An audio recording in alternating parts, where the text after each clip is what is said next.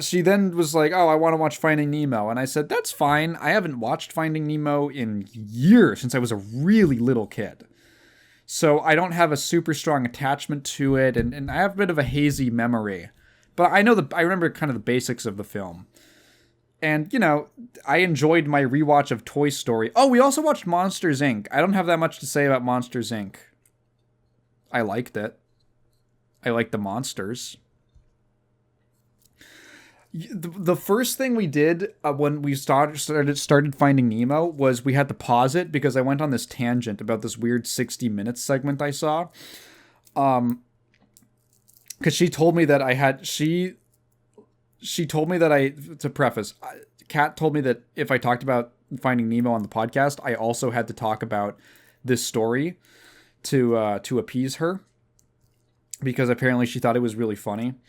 I was at my grandparents' the other day for dinner, actually after we saw the Screw Tape Letters, and they were like, "Do you want to watch 60 Minutes with us on our Democrat voting television?" And my mom and I were like, "Yeah, sure. I mean, I've enjoyed 60 Minutes." So the first story on 60 Minutes is about it's an interview with Jared Kushner and some other guy who I don't remember who, but it's the two fuckers who worked out like the most recent Gaza ceasefire plan. And I had never like heard what Jared Kushner sounded like.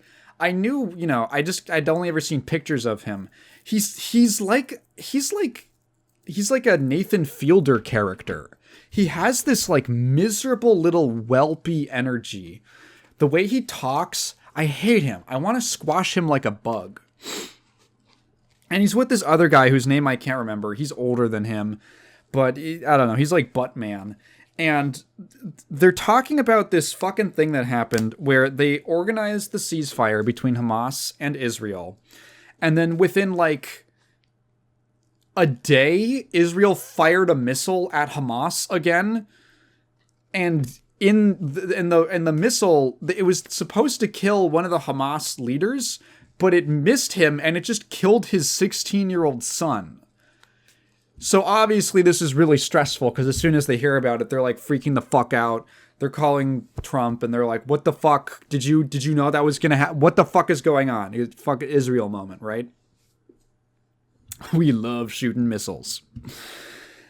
So the next day, they have to go into a meeting with that guy. And it's like, the energy's kind of weird, right?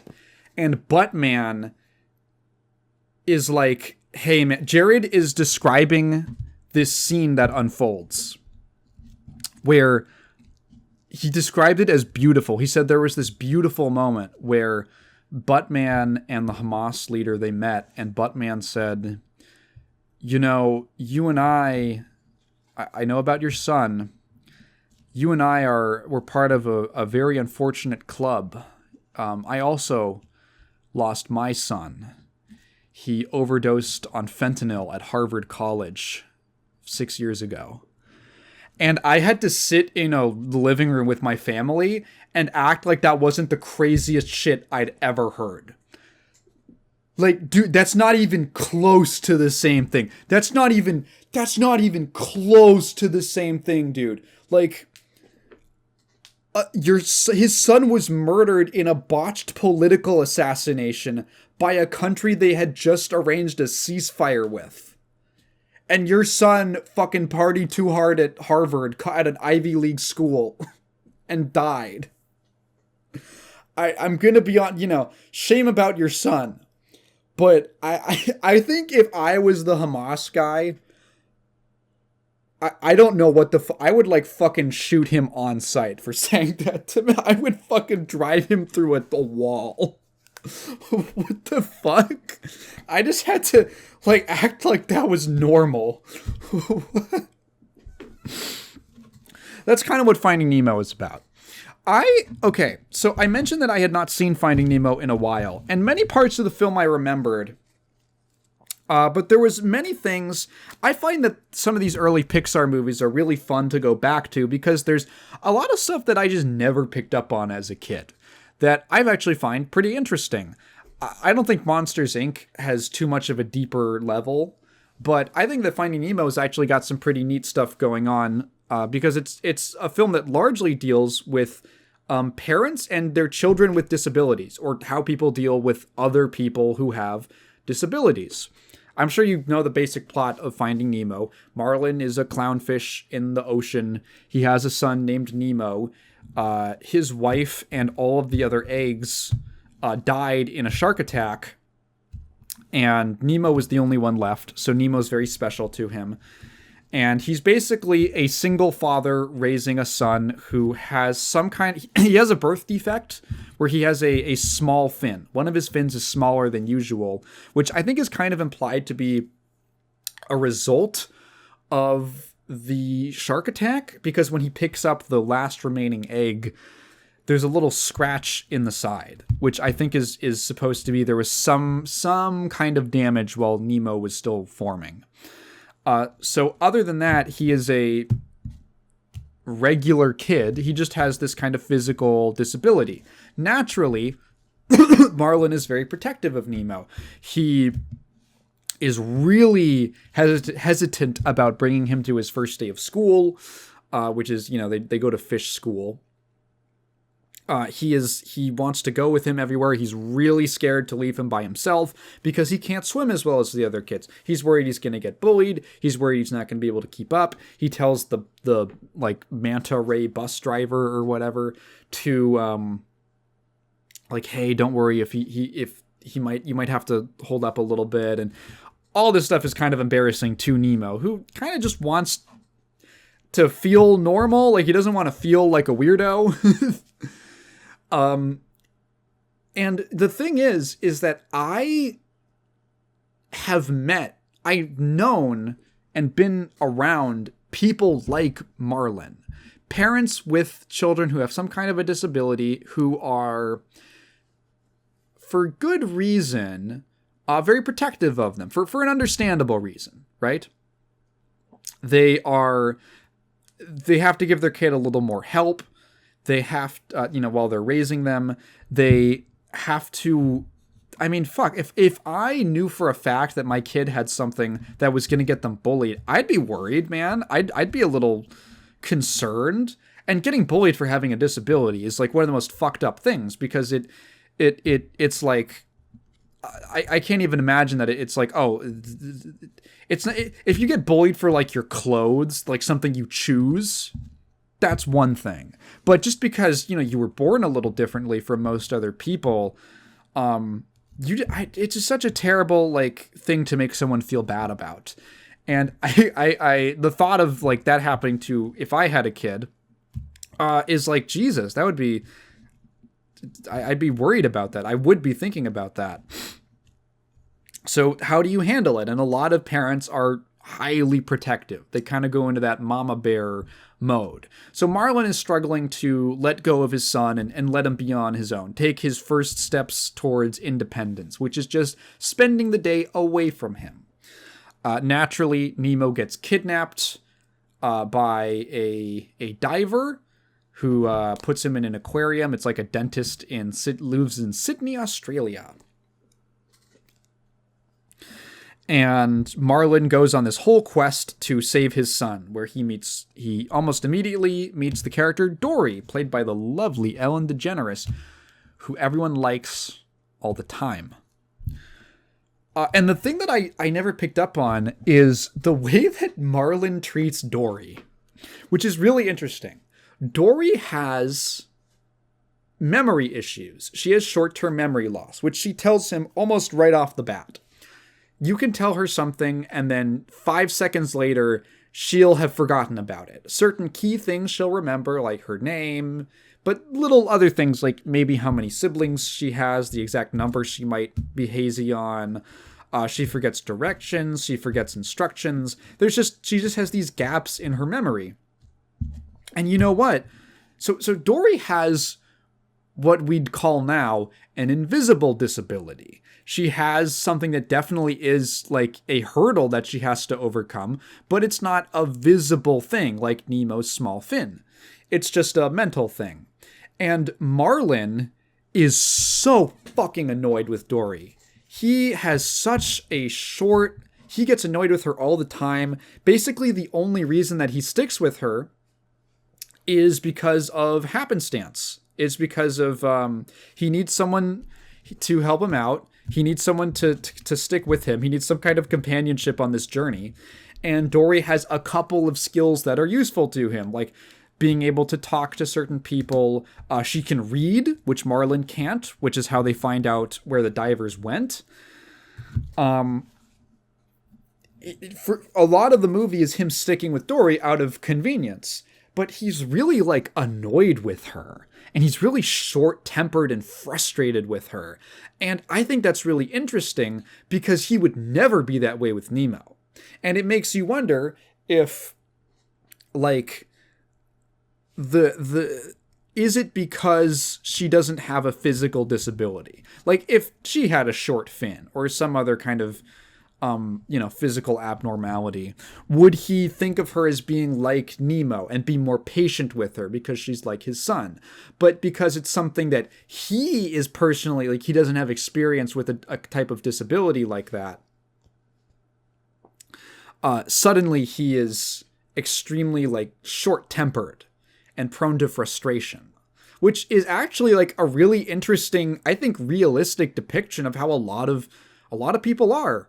And, of course, one of the lessons is him learning to be patient and learn to work with Dory. The same way I'm sure he and other parents had to learn to work with Nemo, right? Like, okay, there are certain things that my son isn't as good at, and I just have to be a little patient. But he wouldn't have applied that to someone that he doesn't have this connection to. So it's a weirdly, I think, kind of nuanced sort of lesson that he has to learn and moral, which is that to equally apply your values, not just to the people you love, but to strangers. And that's kind of interesting. And specifically, I guess, in this case, is if we want to be more literal with it, people with disabilities. That, like, just, it's fine. Like, they can't really do anything about it for the most part. You just have to be a little patient, and this is the way things are. This is how we function. This is how we work as a society. And I thought that was neat. I thought that was an interesting lesson. The other weird thing about this film is the movie's ending. So when I was a kid, I must have seen this when I was really little. 7, 8, maybe 9. And, when you're that age, a lot of memories, call me Dory, but a lot of memories get sort of foggy. They get kind of unclear. And so the ending of the movie took me by huge surprise. I'll describe the ending of the film. Spoilers for Finding Nemo. The ending of the movie is Nemo's in the aquarium. Marlin and Dory get there. Marlin and Dory think that Nemo is dead because he's playing dead so that he can get flushed down the toilet. He doesn't know that Marlin and Dory are there and can see him. They get dropped off back at the, like, out pipe of the local sewer treatment center. Nemo gets flushed down the toilet because he successfully played dead, and he ends up at the same place. But Marlin is already on his way home. He is dejected and depressed, and he's on his way home. Nemo meets Dory, jogs her memory. They go try to find Marlin. They meet up again, but they happen to be in a school, right around a school of fish that gets swept up in the net of a fishing boat, including Dory. And they're like, we have to go save her. Nemo goes to, Nemo takes, it's a culmination of all the lessons of the film. It's actually a really nice holistic ending. all the lessons of the film come through. Nemo, while he was in the tank, learned about, it was a group of people that he could learn from, who accepted him. It gave him kind of a place to belong. I also really like the Willem Dafoe fish, who, it was also really positive for Nemo to see someone else who had a disability and was older and was a bit of an example. I really liked Willem Dafoe Fish's sort of little character arc where he gets so excited that Nemo is like this operant that he can use to help escape the tank, that when Nemo's life gets put into danger, he gets like super remorseful and super guilty. And then Nemo says, no, I'm going to take some independence and I'm going to do it myself. I'm going to break that part of the tank as part of your plan. And he takes the initiative and does something on his own, and he does it. He does it perfectly. And then when the dentist guy tries to scoop Nemo up, all the other fish jump into the net and forcibly like push it down and help Nemo escape from the net. So he uses that lesson. He's like, if all the fish swim downward and stop panicking, if everyone works together, like I learned, we can all swim down and escape maybe. So a couple things are going on. One is Nemo has learned confidence and that he can help inspire people and get people to work together. And that if people work together, they can do more, they can come together to do great things more than they could individually. Marlin has to learn to finally let his son go off and trust him that he's going to be okay. And then he also takes some of Dory's advice, which is her little mantra, where she says, just keep swimming. And at one point, while he's outside of the net, yelling at the fish to swim down, to all swim down, he starts just naturally, because it makes the most sense, he starts yelling at them to keep swimming and keep swimming. So working together towards a common goal, perseverance, Nemo being on his own, Marlin accepting his son, everything comes together. The net breaks, all the fish are freed, everyone's happy, everyone meets up, they all go back to the great reef, the coral reef, and Nemo goes out on his day of school, and he's a confident boy who can make friends and doesn't feel weird, and he's and Marlin's cool, and he now has a renewed sense of confidence. He's not so scared of the world, which is another sort of flaw that he had to overcome over the course of the film. And Dory is there too. And, the movie wraps up with a nice little bow. It all works. And that's not what I remember watching as a kid. When I was a kid, I think that Finding Nemo was the most stressful movie I had ever watched. Which, I was like 7. But the whole film is just a series of things going wrong. It's just setback after setback after setback, and the characters being in danger, and Nemo being trapped. And I think, like, both of the major settings of the film, the open ocean and the aquarium, are both stressful for different reasons as a child, or both a little stress-inducing. One is just that the ocean is huge, and visually, when you look at that, you're like, fuck, that is just a big open void. And I there's one time where I was out far enough to look down and see the open ocean, and it did like give me a sense of vertigo. I don't think I could do scuba diving and stuff. I also can't swim, so I really shouldn't be out there. And the tank is just very claustrophobic feeling. It's literally like being, in a cage. And so both of those were a little stress-inducing to me as a kid as part of watching the movie. And just because it was thing after thing going wrong, I remember them getting to the dentist's office. I remember Marlin and Dory getting to the dentist's office, and just that whole sequence being just absolute chaos. And I don't know why, but for some reason, in my memory, it just snaps to Marlin waking up at the end of the movie. and seeing Nemo and stuff. And I remember, and what's so weird about this memory is that it comes with confusion, where I'm like, wait, what happened?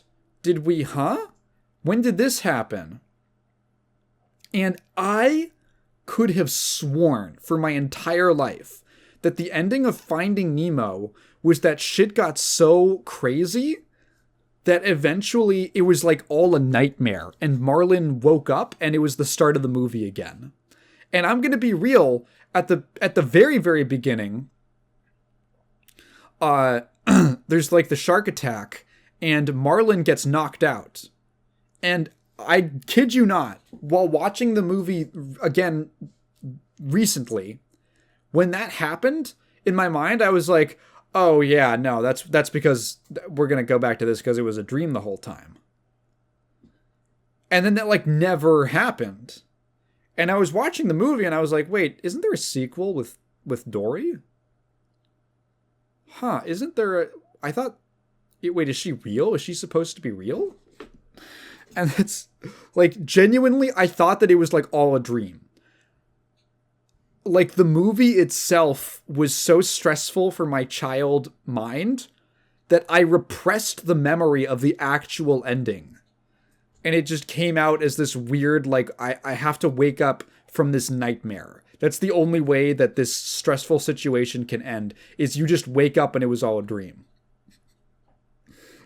Which is really strange in retrospect. Because I remember when Finding Dory came out and being like, wasn't that like all a dream? That's weird. And then I never thought about it because I never saw it. I never heard anyone talk about it. Yeah. Finding Nemo, I actually like the movie quite a bit. It's probably one that I was less interested in, but I actually enjoyed a lot of segments of it. I think visually it was very creative. I think that for most of the movie just taking place in big blue background, there's a lot of interesting visuals and stuff going on. I like the scene where the fish are giving directions, and it's a whole school of little fish, and they keep morphing like the shape into different animals, that their big swarm, their big school into different shapes. Just visually fun stuff like that to spruce it up a bit. I think that the characters are actually, the main character has a pretty interesting arc, and I definitely could not understand what was really going on thematically as a child. Like the idea that it was about a disability or something. Or how we treat people in our lives with different disabilities and different ways that they manifest, and how maybe different types of disabilities we treat them differently for one reason or another, our own personal biases. I actually think that's pretty cool. And I'm sure that for some, that this was very applicable to certain kids and their families who saw that. And it's got some nice moments. I really like the scene where Marlin, I think it's like, because earlier Nemo asks Marlin how old sea turtles can get, and then later on they meet an actual sea turtle, and he's like, he tells him that he's 150, and then when they finally reunite, one of the things that Marlin is most excited to tell Nemo about is that he met a sea turtle who was 150 years old, and Nemo can't believe it. It's like a really sweet moment. Also kind of neat that it's like a dad movie. It's kind of interesting to have a film aimed at children where the main characters are a dad. I guess Nemo has a lot of screen time, but like the main journey is gone on by a dad and some lady he meets. Some ladyfish. Yeah, Finding Nemo, it actually holds up. I have this whole thing.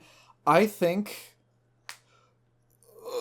I don't remember talking about... Did I talk about this before? I think that Pixar movies were at their best when they were all tech demos. Look at the list. I got the list of Pixar films pulled up. And just go one by one and think about what they're like. Okay, yeah, they're trying to tell a story, but they're also pushing technology forward with most of these films. Toy Story, obviously, it's the first fully CG feature-length film. Bug's Life is... I think the main thing with Bug's Life was like level of detail and scale, and like how many how many things can we fit on screen at once?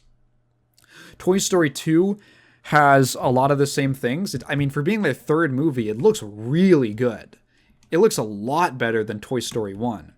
Monsters, Inc. was, to me, in my opinion, that was fur. One of the main characters of the movie is a big furry monster.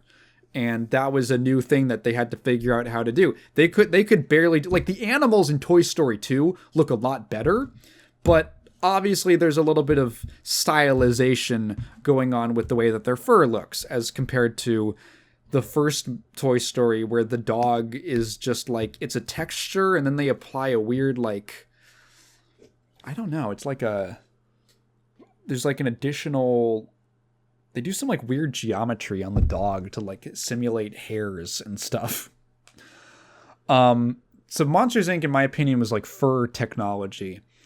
Finding Nemo is obviously water. The Incredibles was where they finally got people to look really good. You can say they improved steadily. Like Monsters Inc. people look a lot better than, you know, their previous movie. The rendering of human beings looks better and better every movie. But The Incredibles was really where you looked at them and you were like, oh, I can picture the 2D concept art.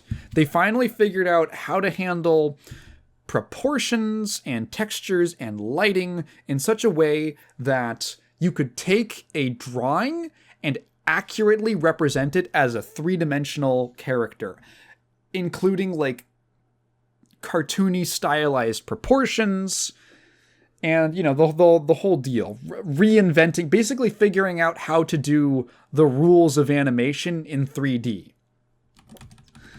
Cars, I'm gonna be honest, I don't know, man. I guess just vehicles. They had vehicles and others. I don't know about cars. Ratatouille, I feel like Ratatouille is a confluence of all the things that they had learned at that point.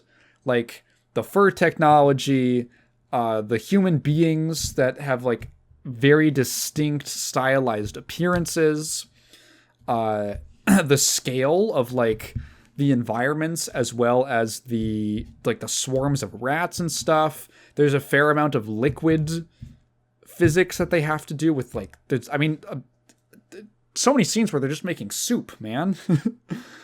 And then WALL-E's just a hard ass movie. That's all there is to it. Then there's Up. I haven't seen Up. I know everyone loves it. Toy Story 3, I have seen. I remember thinking it was fine. And then after that is Cars 2, and it's like, here's where they started getting weird. Because once you start going after Cars 2, I get the Disney original movies and the Pixar movies confused sometimes, just because Disney started going CG. I didn't realize Brave was a Pixar movie. I could have sworn that was a Disney thing, because they always use the main character from that in their princess lineup, because, you know, they need diversity. They're starving for diversity. They're like, fuck, we got redheads. We got all these white people, but we need a where the fuck does this take place in? Hang on, who am I being racist towards? We got all these white people. We need some Scots. Monsters University, Inside Out. Inside Out's not bad. Good Dinosaur Finding. This is where they start going sequel overdrive. Onward. Yeah, Lightyear. I think that they were at their best and most consistent when there was like a drive not just to tell the story, but also to push the technology forward. There's kind of an ambitious feeling to their early films where they're doing stuff that hasn't really been done before. And I think that sort of bled over into the whole process. That's my opinion. I think they were at their best. Make more tech demos, Pixar, please.